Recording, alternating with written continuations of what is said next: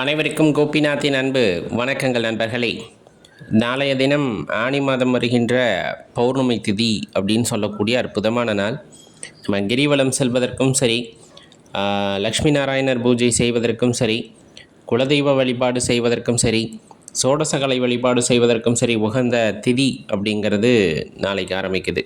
அதாவது நாளை அதிகாலை 4:21க்கு ஆரம்பிக்கின்ற இந்த பௌர்ணமி தேதி 30ஆம் தேதி காலை 5:16 வரையிலும் நீடித்திருக்கிறது.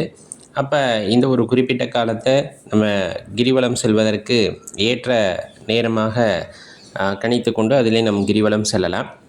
இந்த சோடசக்கலை நேரம் அப்படிங்கிறது பார்த்திங்கன்னா, இந்த பௌர்ணமி திதி முடிகிற நேரத்தில் வரக்கூடியது. அது எந்த நேரம் அப்படின்னு பார்த்தோம்னா, 30ஆம் தேதி காலையில் 4:16லேருந்து காலையில் 6:16 வரையிலும் இருக்கக்கூடிய நேரம் தான் அந்த சோடசக்கலை நேரம் அப்படின்னு சொல்லுவாங்க.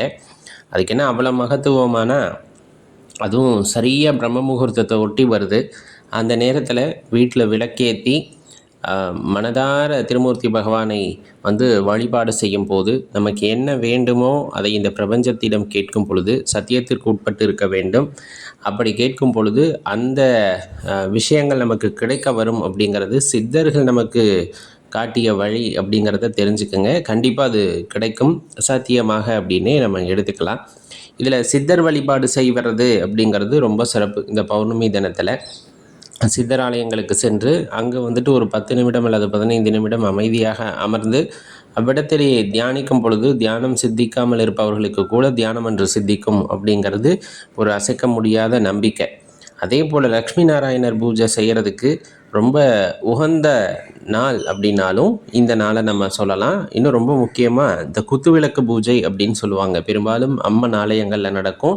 அந்த குத்துவிளக்கு பூஜையை நடத்துவதற்கு அல்லது கலந்து கொள்வதற்கு உகந்த திதியாக கருதப்படுவது இந்த பௌர்ணமி தினம் அப்படின்னு சொல்கிறது. அதில் மகாலட்சுமி அம்மனோட பூரணமான கருணை கிடைக்கப்பெறும் அப்படிங்கிறத தெளிவாக தெரிஞ்சுக்கணும். குலதெய்வ வழிபாடு அப்படின்னு சொல்லக்கூடியது இன்றைய நாளில் அது பௌர்ணமி தினத்தில் செய்கிறது ரொம்ப சிறப்பு.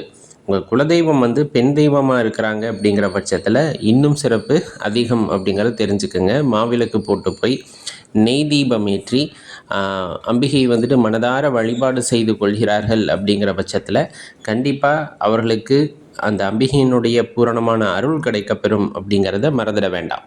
ரொம்ப முக்கியமான விஷயம், எந்த ஒரு விரதமாக இருந்தாலும் எந்த ஒரு சிறப்பான நாளாக இருந்தாலும் அது எப்போது சிறப்பாக நிறைவடையும் அப்படின்னு பார்த்தீங்கன்னா, அன்னதானம் செய்வதனால் அதன் சிறப்பு கூடும் அப்படிங்கிறது தெரிஞ்சுக்கணும். அந்த வகையில் இந்த பௌர்ணமி தினத்தில் நம்ம அன்னதானம் செய்கிறது தயிர் சாதமோ, எலும்பிச்சை சாதமோ, புளி சாதமோ ஏதேனும் ஒன்று நாம் அன்னதானம் செய்வதன் மூலமாக இறைவனுடைய கருணையை பெற முடியும் அப்படிங்கிறத தெரிஞ்சுக்குங்க நண்பர்களே.